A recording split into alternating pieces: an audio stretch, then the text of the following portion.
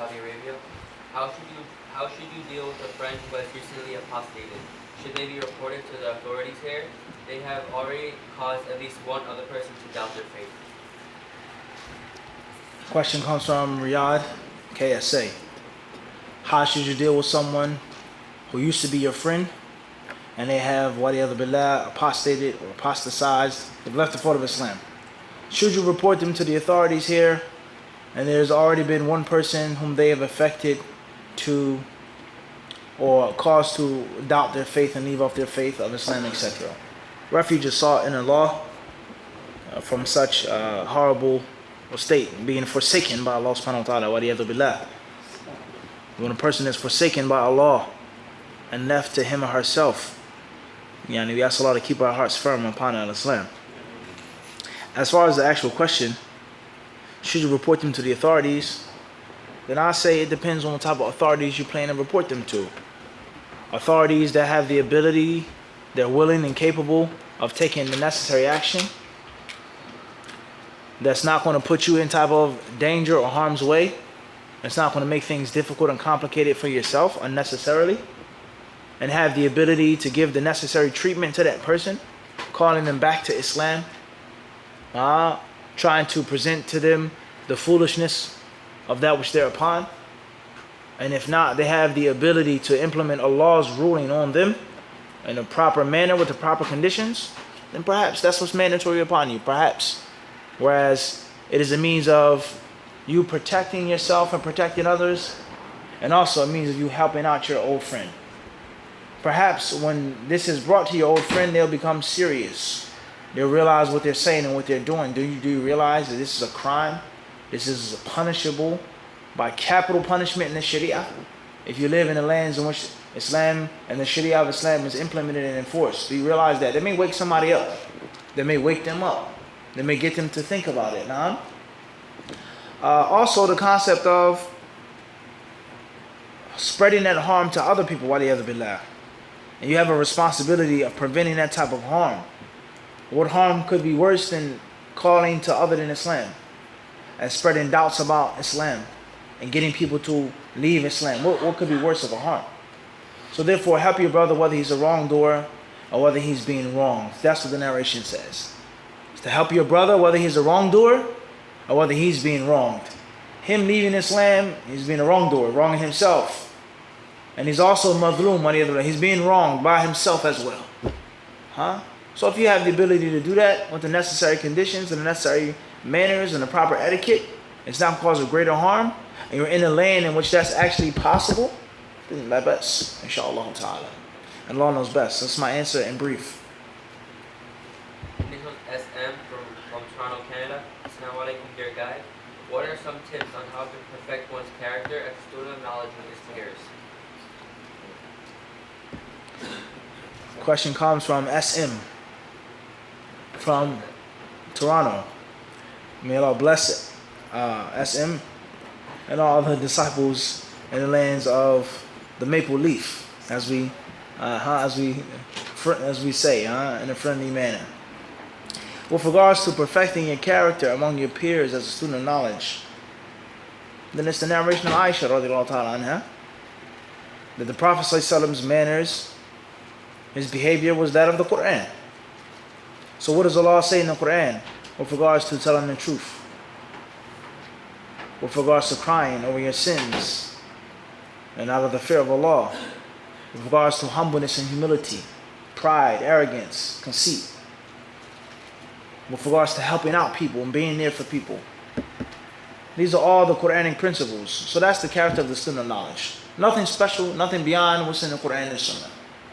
So therefore, with regards to your teacher, with regards to your peers, and with regards to your students, treat them, behave with them, deal with them, interact with them in the light of the Quranic principles.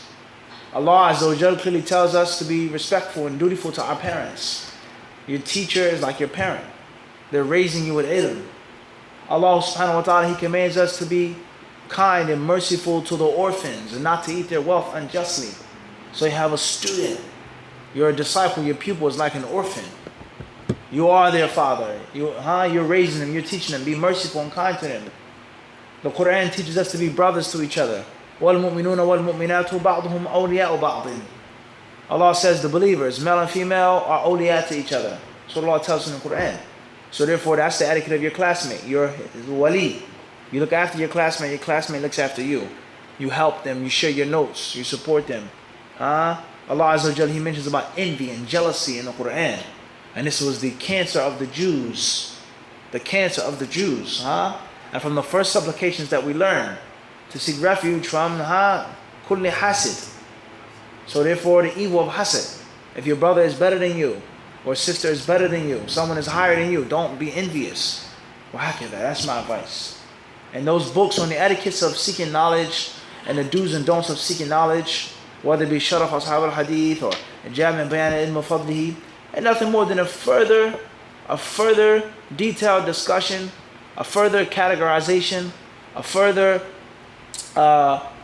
layout of the Quranic principles, the Hadith, the prophetic principles, etc. That's all they are. So therefore, it's nothing special. That's how you should treat your peers. And one of the greatest things to avoid and stay away from with regards to your peer is jealousy and envy. And this is one of the most subtle things that can creep up upon the student of knowledge, is being envious. Being envious. So when you see your friend or your brother or your classmate excelling, congratulate them. Make dua for them. If you feel a scratchy feeling in your chest, which may be natural, ask Allah for protection and try to get rid of it immediately. And fight and do the opposite. Force yourself to do the opposite until Allah takes it out of your chest. Also, another very important etiquette with regards to your peers and your contemporaries is to lead by example. Be a role model. Oftentimes, people need role models that are similar to them, whom they can relate to. Brother Fulan is good, but he's old. Brother Fulan is good, but he's a male and I'm a female. Brother Fulan is this, but he has a different ethnicity. This is a reality. He grew up learning Arabic. He's from Sudan. I come from Brooklyn. How can the guy from Sudan relate to Nostrand Avenue? So you have a brother who comes from Nostrand Avenue, from your town, who studied, who learned, and now you can do what I would say. You can relate to him, and it can inspire you. And I can do it because he did it. So oftentimes people need people from their peers to be role models. So if you're the best one in the class, if you're the sharpest knife in the toolbox or the saw, you have the most skill in the class, don't be shy, don't be afraid, move forward. And maybe you can inspire your peers, and maybe you can lead your peers when the teacher is not when the teacher is not there. Very important etiquettes with regards to seeking ilm successfully, and Allah knows best. Initials JA from Philadelphia, PA. Can a person pray while holding a baby?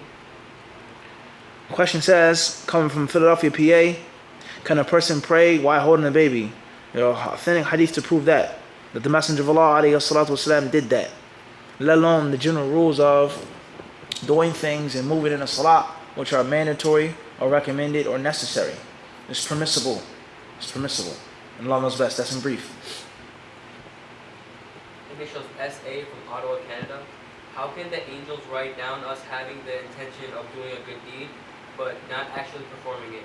Do the angels have the knowledge of us in our minds? Repeat the question. How can the angels write down us having the intention of doing a good deed, but not actually performing it? Do the angels have the knowledge of what's in our mind? First and foremost is there is no how when it comes to the unseen. Because when you ask the question how, that means you're comparing. You're comparing. You're making a comparison to something that you already know or think. How can they do this? Because we can't. Or because such and such and such and such. So there's no how. That's first and foremost. Secondly is, when a person thinks about doing a good deed, إِذَا هَمَّ, when a person has a hem is not just a sheer thought of something. Rather, hem is a thought and an intention that is borderline decisiveness. Borderline decisiveness. Everybody clear on this? وَلَقَدْ هَمَّتْ بِهِ وَهَمَّ بِهَا لَوْلَا رَى بُرْهَانَ رَبِّهِ. Allah Azza wa Jalla, He said about Yusuf alayhi salam and about that woman, that powerful, beautiful woman. He says, وَلَقَدْ هَمَّتْ بِهِ.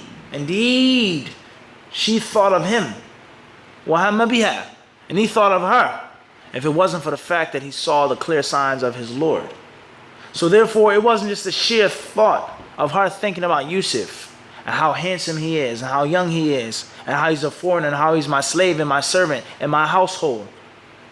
It wasn't the sheer thought that she's a beautiful, rich, influential, powerful woman and I'm a servant and I'm lost for my family and I'm in her household. It wasn't just the sheer thought. It's the is that it was what? A serious thought.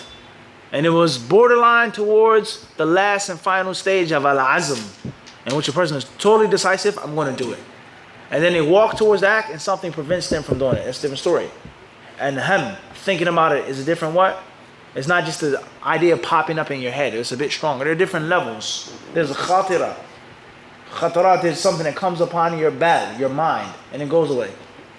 And it is something that you give a relative amount of what? Thought to. And it's borderline. And then there's the last stage of al-azm, resolve. And then last but not least, there's action unless you're prevented therefrom. So therefore, for a person to think about doing a good deed and to ponder over it and reflect over it, that in itself is a type of action. That's an action of the heart. That's a what? That's an action of the heart. Everybody understand this? Let alone the fact that there are certain things of the ghaib that Allah Azza wa Jalla gives certain angels the ability to know about. And it doesn't mean that they know all of the unseen. It doesn't mean they know all of the ghaib. Brother, the ghaib is of different levels. If I ask you right now, what's going on right now, let's say in Sicily. What are the people doing in Sicily right now, the island of Sicily? You say, I don't know. I'm not there. Another person says, I know exactly what they're doing in Palermo, so on and so forth. This person is doing that, this person is doing that. You say, you know the unseen? Only Allah knows the unseen. You have jinn? He says, no.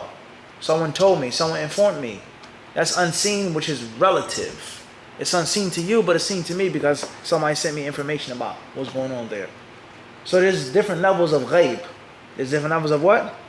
Of ghaib. Certain things are unseen and unknown only to Allah. Period. And there are other things by angels or jinn or human beings that are known in certain instances by Allah subhanahu wa ta'ala's permission. And Allah knows best. Abdul Mateen from Nashville, Tennessee. Assalamu alaikum wa rahmatullahi. When can we get you back to Nashville? Wa alaikum assalam wa rahmatullahi ta'ala wa barakatuh. Peace and blessings of Islam to brothers and sisters in Nashville, Tennessee. By Allah's permission, bidnillahi ta'ala, we'll try our best to get back there soon. I would advise you to talk to Brother Mahdi. Talk to Brother Mahdi, my liaison in the South, the dirty South, as they say. Initials SM from Toronto, Canada. Dear guy, can you please share some tips on note-taking while reading a book casually and not a book that you're actually studying? Can I please share some tips on taking notes when you're reading a book casually and not studying? No, I can't. I can't do that because when I'm casually reading a book, I'm casually reading a book. Unless it's something really, really sweet and juicy that I can't let pass me by and I gotta take it down. Whoa, that was major, subhanAllah. Let me jot that down. Let me write that down in my book. Or let me take a picture of it, whatever the case may be, because I may not come across it again, or I want to share it with one of my brothers. I want to share it with someone. I want to pass it on to somebody because it was so delightful. As Imam Ash-Shafi'i rahimahullah ta'ala, some people quote him to have said that when I would come across a fa'idah, he said that my eyes would dance. My eyes would They would dance. They would jump out of joy. Certain fawaid are that's sweet. So if it's something like that, then that's a different story. Jot it down, make a marker in the book, make a check, make an X, a star, highlight it, use a post stamp or something like that, sign here. But if you're just trying to casually read a book, then I wouldn't advise you to have a pen and a paper with you. And that's because there are different ways and styles of reading books. As you know, obviously, certain books you memorize, certain books you reference, certain books you use for a bahth, takhrij, research, looking for a hadith or something. And there's certain books that you read to prepare for a speech or a khutbah. And there's certain books that you read walking down the street.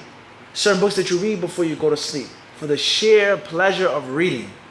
And I personally feel from my experience is that when you have different levels or different chambers, as they say, of reading books, it makes you a stronger student of knowledge.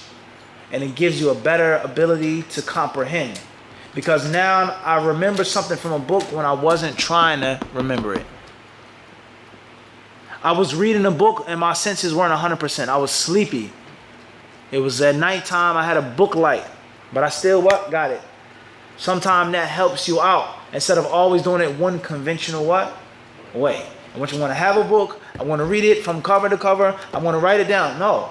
Certain books you pick up and you open up the middle of the book. Certain books you just read the index or the glossary. Go over to your library and just pick up a random as they say roulette, right? Russian roulette. Try it out.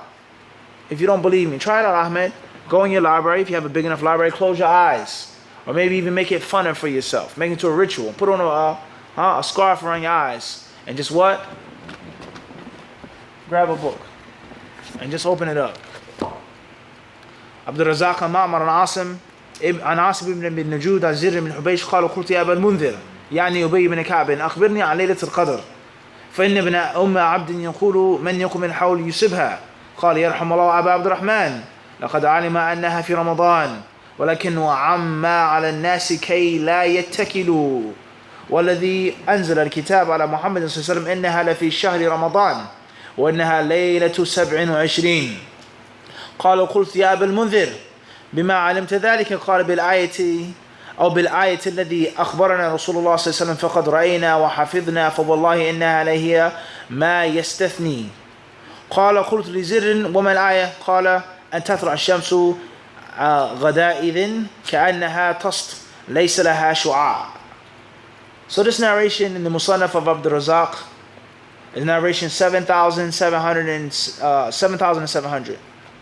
It's narrated from Abd al-Razaq, from Ma'mar, from Asim ibn Najud, from Zir ibn Hubaysh, who said, Abu al-Mundhir. He called out to a man whose name was the father of al-Mundhir, who was Ubay bin Ka'b, radiyallahu anhu. He said, tell me about Laylatul Qadr. Because the son, فَإِنَّ بْنَ أُمِّ عَبْدٍ, the son of the mother of the slave, meaning Abdullah ibn Mas'ud, ibn Abd. Because Ibn Mas'ud radiallahu anhu, he says, he who stands the entire year will reach Laylatul Qadr.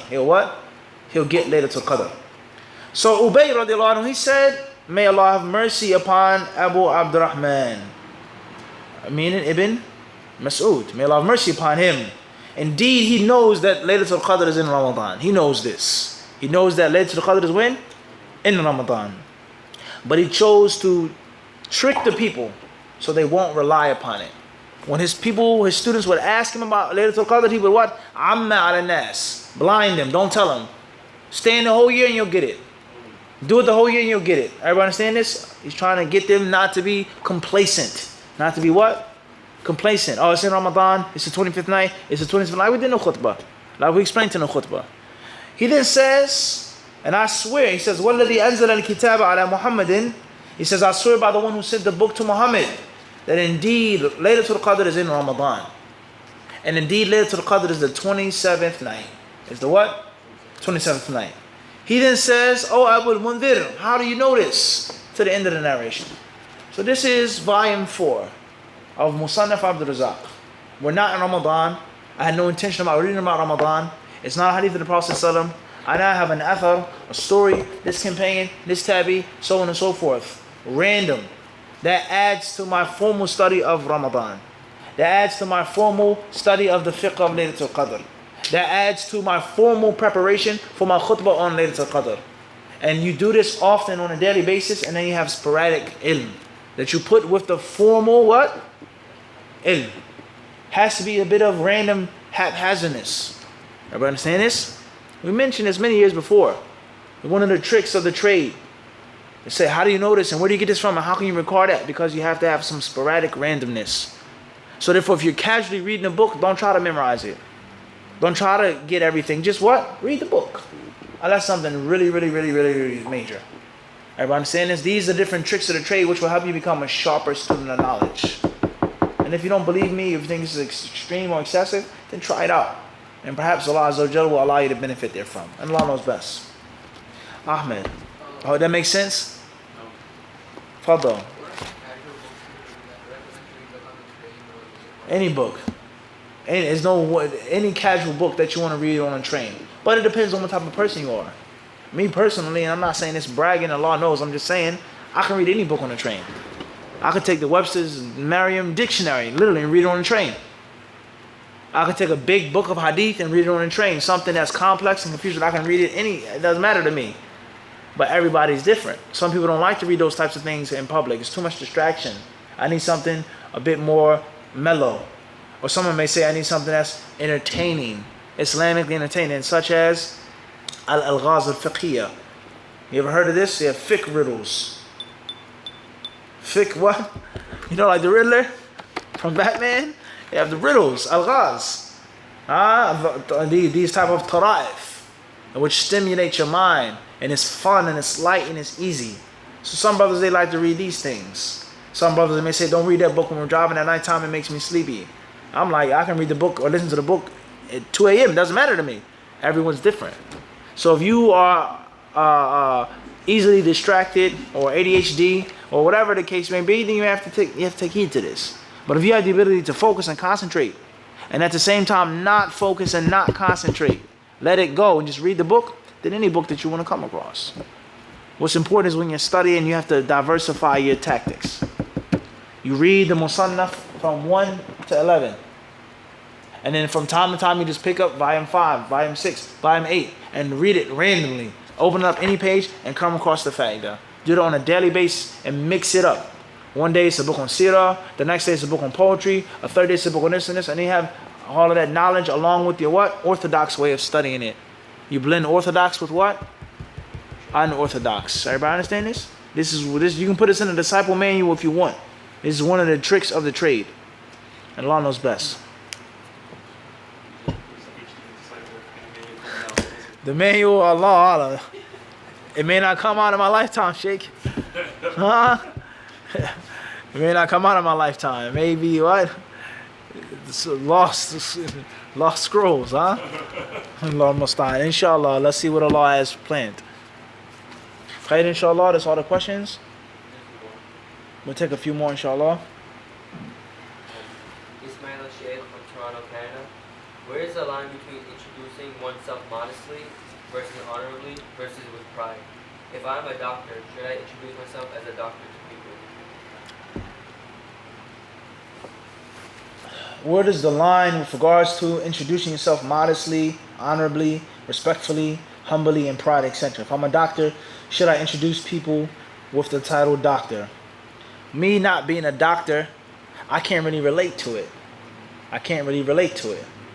However, the general rule is that if you mention your qualifications, it doesn't necessarily mean that you're prideful or you're proud or you're arrogant or conceited. It doesn't necessarily mean that. Rather, there are certain times in which you must, as is mentioned in the Quran and the Sunnah. Allah tells us that Yusuf alayhi salam, he said, place me in charge of the storehouses because I'm what? He mentioned from his qualities and his characteristics. I have knowledge. I'm learned. I'm trustworthy.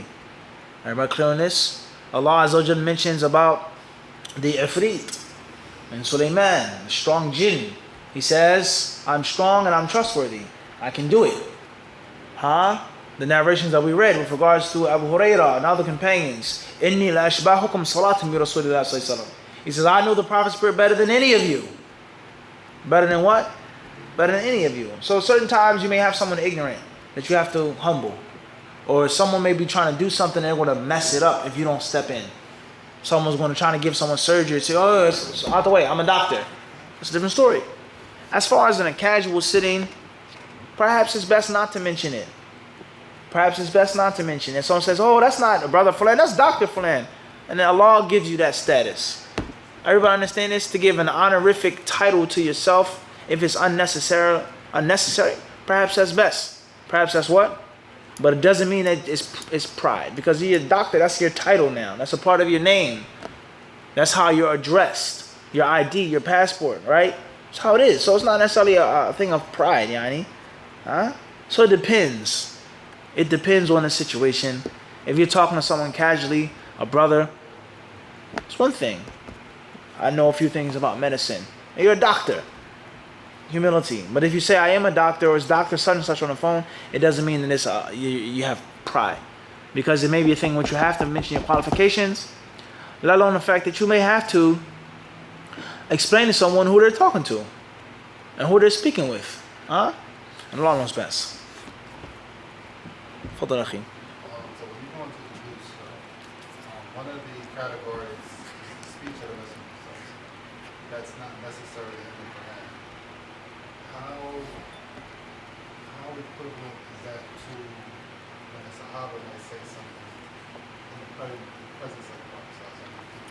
The Prophet doesn't say it. With regards to deducing, Is that how much of wa alaikum assalam wa rahmatullah. With regards to deducing, and when the Prophet says something that's not mentioned in the Quran, or when the companions do something in the presence of the Messenger of Allah alayhi salatu wasalam, and he doesn't say anything, does that mean, and so on and so forth? The scholars of Islam, they mention is that the Messenger of Allah alayhi salatu wasalam would never be left alone to do something wrong, something that pertained to the religion and to the spirituality and to guidance. As far as a personal issue, as far as an issue in which he could make ijtihad or things like this, that's a different story. But to do something that pertains to the revelation and conveying the revelation and doing it, so on and so forth, and Allah not to send down a verse about it, that proves that it's correct and it's sound. And the same rule applies with regards to the Messenger of Allah alayhi salatu wasalam being the lawgiver to the companions, and then doing something or saying something or interacting with him in a way in which he keeps silent. He saw them, he heard them, he was there with them, and he didn't say anything. They say that proves that it's haram for the Messenger of Allah ﷺ to keep silent upon falsehood. And it's haram for him not to enjoin the good and forbid the evil, and not to clarify things waqt al-hajah, at the time of need. So that only means one thing only, that the thing is permissible and there's nothing wrong with it. So when you're reading a story in a hadith, and it's not even before the Prophet's words, the companions did this and the Messenger of Allah ﷺ, they were with the Prophet ﷺ and did this, and it's not mentioned they criticized them, then you benefit that is marfu', that has the ruling of rafa'. It's the sunnah taqreeriyah. It's the approval of the Prophet ﷺ, which takes the same weight, the general weight of the Prophet verbalizing. Even though him verbalizing it isn't the same, that's the highest level. Him verbalizing it. Everybody clear on this? So therefore you deduce from that as well. But you have to make sure that the companion is talking about the time of the Prophet. We used to do this and no one would reject us. We did this and nothing was said about it. You have to make sure they're talking about the time of the Prophet. The time of the what? The time of the Prophet. And even if they're talking about the time of the Prophet, the actual presence of the Prophet. Because there may be certain things done in the time of the Prophet, but the Prophet may have not known about it. And some of them may say that it wasn't of that importance for Allah to send down a verse in the Quran regarding clearness. So the general rule, anything done in the presence of the Prophet ﷺ, you're going to deduce from it the rulings, just like you deduce as if he said it himself. That's the general rule with regards to that. And the best place to find the details in this is a merge of two sciences, usul al-fiqh and al-mustalah. Mustalah al-hadith and usul al-fiqh together. And Allah knows best. Initials MR from California, USA. Assalamu alaikum wa rahmatullahi wa barakatuh. May Allah preserve you, Mufti. If someone feels reoccurring restlessness and unpeaceful in the heart, does this mean Allah subhanahu wa ta'ala is displeased? Question comes from California. If someone feels continued restlessness and lack of peace of mind, lack of rest in one's heart, wa alaikum assalam, does this mean that Allah subhanahu wa ta'ala is displeased with them? Not necessarily. Rather, when you feel a certain way and you're displeased and you're not happy, that's a sign that you have life in your heart. You still have iman. You still have a sense. Now, the Quran teaches us that when we sleep, Allah subhanahu wa ta'ala, He gives us death. He gives us death. He takes our souls when we sleep. But one says that when a person sleeps and someone pinches you or kicks you or pours water on you, you instantly move. Even if a person is a heavy sleeper and they're snoring, there's some type of movement or grunt or something that person wants to make when you do something to their body. Proving what? Even though the soul is taken, there's a quote-unquote death given to the servant, there's some type of feeling and some type of awareness and some type of life that remains in the sleeping person. Everybody understand this? So Ibn al-Qayyim rahimahullah ta'ala, he speaks on the soul, obviously in his book, about the soul, Hadith al-Arwah. He talks and he says that there's no contradiction between this reality of pinching someone who's asleep, or even talking to someone who's asleep, with someone sleepwalking, and between what the Quran says of Allah Azza wa Jal giving the death at the time of sleep. He says there's no contradiction between this. And that is because there is ta'alluq. He says there's a connection between the soul, between the death, and between the body. Just like the soul of the martyr. And they reach the throne of Ar-Rahman. The hadith regarding the souls of the martyrs. Everybody understand this? So even though it's not there, as if it's there. Or a part of it is what? There. The point I'm trying to mention is one point and one point only. Is that if a person was absolutely dead in their sleep, 100%, then they wouldn't what? They wouldn't move. They wouldn't feel anything. So the point is, if your heart is totally dead, if Allah has punished you and punishing you, and there's no good in your heart, you would never feel down or depressed or far from Allah subhanahu wa ta'ala. You wouldn't feel no remorse. You wouldn't be asking this question right now. So the fact that you're asking a question and you do feel bad and you do feel like something's not right, that's a sign that there's still some nur in your heart. That's a sign that there's still somewhat life in your heart. It may be a sign of some type of punishment. Maybe. So you need to work on that. You need to fix that. All the different classes that we do regarding the heart and the soul. Last week, we spoke about diseases of the heart in Surah Al-Fatiha. All of these different things, please go back to those classes. When we talk about the cure for the heart. Also, there's a lecture series that we did a few years back in Rockaway, New Jersey, with regards to diseases of the heart and their cures. A detailed lecture that we gave on this. And why the heart becomes ill and sick, and how to cure it and how to manage it. So therefore, if you feel bad, that's a good sign. But that's not everything. You have to now fix and figure out and get to the bottom of the reason of you feeling like that. A student now says, I'm lazy. I don't know enough. I don't read enough. I'm not smart enough. That's a good thing. Because if you thought that you knew everything and you thought that you had reached the top, you would never ever feel like that. So it's always a good sign when you have that type of critical look at yourself. But now you have to figure out why you feel like this, what causes it, and what takes it away. And work on it systematically, step by step, piece by piece, seeking Allah subhanahu wa ta'ala's help day in and day out. And Allah knows best. This will be our last question tonight. Father Ahmed. How do you advise explain to people they should do that?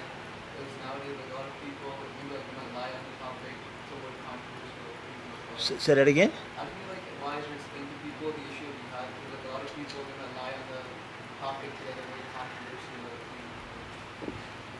Question says, with regards to the topic of jihad, and how can we talk about it and speak about it? Many people, they may lie or water it down or sugarcoat it or avert it to avoid the conflict and the controversy, etc. A very important question, a very serious question, a very dangerous question. And there are many other issues like this in Islam. With regards to the Prophet marrying Aisha, what age was Aisha? Was she 9 years old or was she 18? Some people say she wasn't 9. They say she was 18. And they say 9 is an inaccuracy. And they have the proof to support that.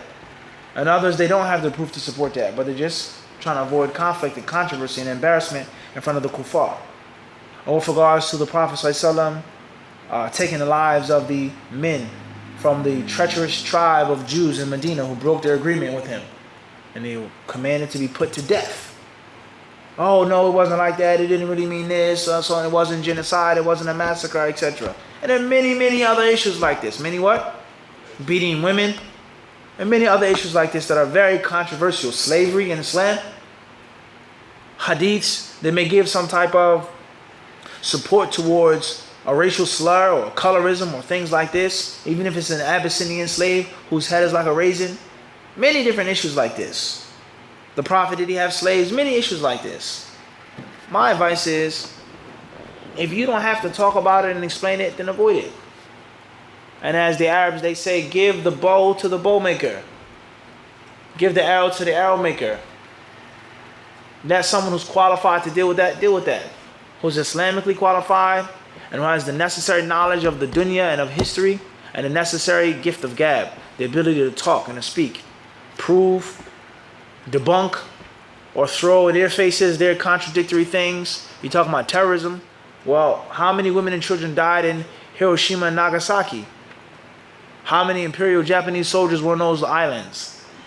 How many women and children lost their lives when they dropped those bombs from the Enola Gay, that airplane? Millions of people lost their lives. How many combatants were there?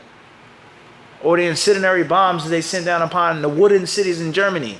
Intentionally, they sent down incendiary bombs for the old-fashioned wooden houses in certain towns and villages in Germany to demoralize the Nazi government, to demoralize the people. How many people died when they did that? Or the history of this country. And then we go any further, the Trail of Tears. How many women and children and old, weak, sick people lost their lives walking from South Carolina to North Dakota in the winter? So before you even talk about these things, I think you should focus on your own bloody history and how many people were murdered and raped and lands were pillaged. And it's not just 2QK, but that's an effective way of debating sometimes. 2QK, huh? Of the double standard that someone tries to throw in front of you. So if you don't know these facts, and if you have the ability to speak them and to spit them randomly, then leave it alone. So you can ask someone else who has more knowledge. I'm a Muslim. This is what I believe in. I know that which is against Islam is false. I'm not sure about everything in the media, nor am I claiming to have the answer to every single problem. That's one way of doing it. Another way, if you do have the knowledge, and it is necessary for you to speak, then use wisdom, use hikmah.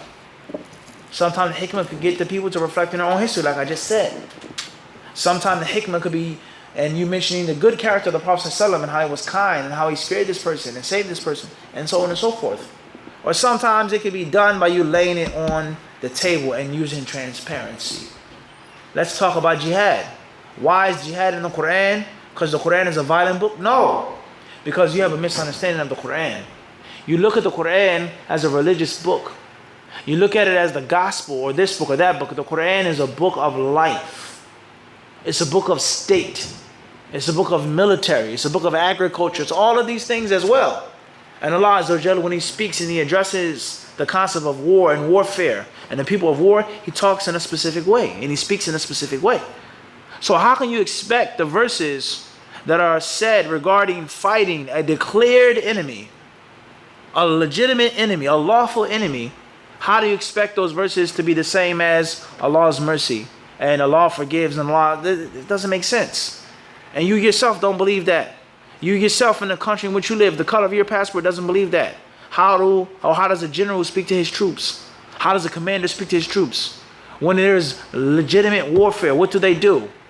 Our brave soldiers, people wear camouflage. They have Veterans Day, this day and that day, in which they celebrate and triumph the people who fight and kill people for the cause of the United States and of democracy.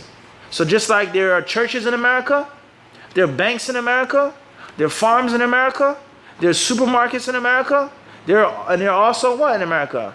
There's military and there's fighting and killing, because the American lifestyle is supposed to be a what? A complete circle of life. So stop and think about that when you read the Quran the next time. The Quran gives us spiritual guidance, financial instruction, social, civil, and also with regards to military and politics. Everybody understand this? So how could Islam be a complete way of life and it doesn't talk about one of the most important aspects of life, which is warfare? One of the most important aspects of life is fighting.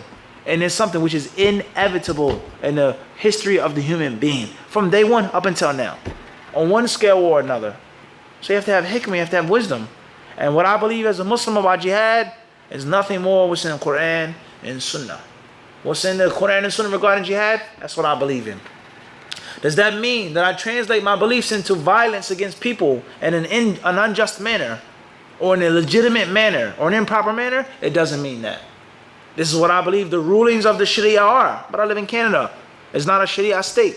Certain things cannot be done. Certain things are not to be done. Certain things cannot be done. Because Islam is an entire integral system of life. And the moment you take one thing and you try to fit it in another place, it's going to be chaos. It's just that simple. It's just that what? It's just that simple. So therefore, a person, he has a police officer, he has a loaded gun. He's armed to kill, to shoot to kill. That doesn't mean he has the liberty of shooting and killing any person who passes him by. But there's a certain time and a certain place. So there's a general concept of understanding Islam, understanding the Quran. As far as the controversy of jihad, then there are many Muslims who talk about jihad and they don't know their big toe from their thumb. They don't know their big toe from their thumb. And oftentimes they speak to please the kuffar, to suck up to the kuffar. They're afraid of the kuffar. And there are other Muslims who speak about jihad fi sabilillah and they do know some things. And much of what they say is accurate, but there are misconceptions and mistakes and inaccuracies in their theory and in their practice. And then there are certain people, only a few, who have the proper understanding of jihad fi sabilillah and who have the courage to speak about it and to talk about it in the necessary light. In the what? In the necessary light. Everybody clear on this? So, just like any other issue in Islam, there are going to be people who know and people who don't know. People who are scared, people who are brave. People who mix things up, and people who separate the necessary things that have to be separated. That's what I would say regarding al-jihad fi sabilillah. What's important is be mindful of yourself. Be mindful of your knowledge, of your level. Be mindful of your life. Be mindful of what you say and what you do. That's what I would say in brief with regards to this important topic. And hopefully that makes sense. Allah Azza wa Jalla surely knows best. Wa sallallahu sallam wa barak ala abdihi wa rasulihi nabiyina wa imamina Muhammad.